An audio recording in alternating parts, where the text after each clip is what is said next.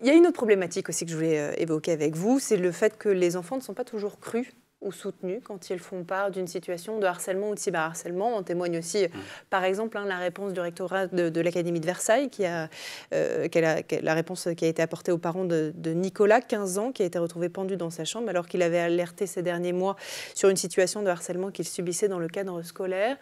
Vous, avec tout ce que vous faites en termes de prévention, mais aussi de collecte de preuves, dont vous nous avez parlé, ce sujet-là, en fait, le fait pour un enfant de ne pas être cru ou soutenu, vous voulez aussi agir pour faire en sorte que finalement, quelle que soit la gravité des faits, et que ce soit dès le début ou que ça dure depuis des mois, vous êtes capable de le prouver, et surtout que ça remonte non seulement évidemment à l'enfant, à sa famille, mais aussi et surtout à l'établissement scolaire, ce qui est souvent critiqué par les familles, en disant l'école n'a rien fait. Oui, tout à fait. Du coup, nous, c'est une question qui nous tient à cœur, les victimes. C'est un logiciel orienté victime et on l'a créé suite à des cas d'harcèlement dans notre environnement familial.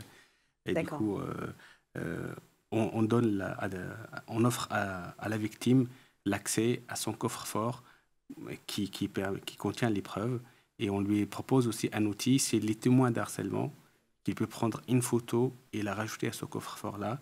Donc, parce qu'il y a l'harcèlement digital, mais le harcèlement non digital. Du coup, pour aussi couvrir cette partie-là, on propose un portail déclaratif qui signale qu'on était victime d'harcèlement ou agressé ou autre dans les couloirs sans que ça soit digital. Du coup, les victimes, on leur offre cette possibilité d'être crues en présentant les captures d'écran approuvées, en présentant des témoignages d'autres personnes qui vont signaler sur la plateforme qu'ils étaient témoins d'harcèlement ou autre.